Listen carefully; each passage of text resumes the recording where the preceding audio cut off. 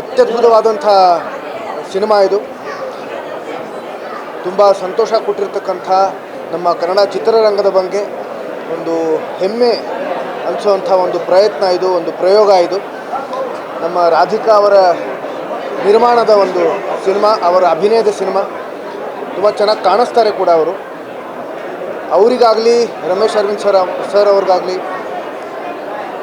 ಹಾಗೆಯೇ ಬೇರೆ ಕಲಾವಿದರುಗಳಿಗೆ ಸಾಕಷ್ಟು ಒಳ್ಳೆಯ ಅಭಿನಯ ನೀಡೋದಕ್ಕೆ ಒಳ್ಳೆಯ ಅವಕಾಶ ಇರತಕ್ಕಂಥ ಸಿನಿಮಾ ಇದು. ಸಾಕಷ್ಟು ತಿರುವುಗಳು ಕೂಡ ಈ ಸಿನಿಮಾದಲ್ಲಿ ನಾವು ನೋಡಬಹುದು. ಅಂದರೆ ಒಂದು ರೋಮಾಂಚನ, ಒಂದು ಭಯಾನಕ ಅಂತಂದರೆ ಒಂದು ಹಾರರ್ ಸಿನಿಮಾ, ಅದರ ಜೊತೆಗೆ ಸಾಕಷ್ಟು ತಿರುವುಗಳು ಇರತಕ್ಕಂಥ ಒಂದು ಆಸಕ್ತಿ ಮೂಡಿಸುವಂಥ, ಕುತೂಹಲ ಮೂಡಿಸುವಂಥ ಒಂದು ಸಿನಿಮಾ ಇದು. ಇದು ಕೇವಲ ಮೊದಲನೇ ಭಾಗ. ಈಗ ಎರಡನೇ ಭಾಗ ಯಾವಾಗ ಬರುತ್ತೆ, ಯಾವಾಗ ಅದನ್ನು ನೋಡ್ತೀನಿ ಅನ್ನೋ ಒಂದು ಕುತೂಹಲ ಉಂಟಾಗಿದೆ.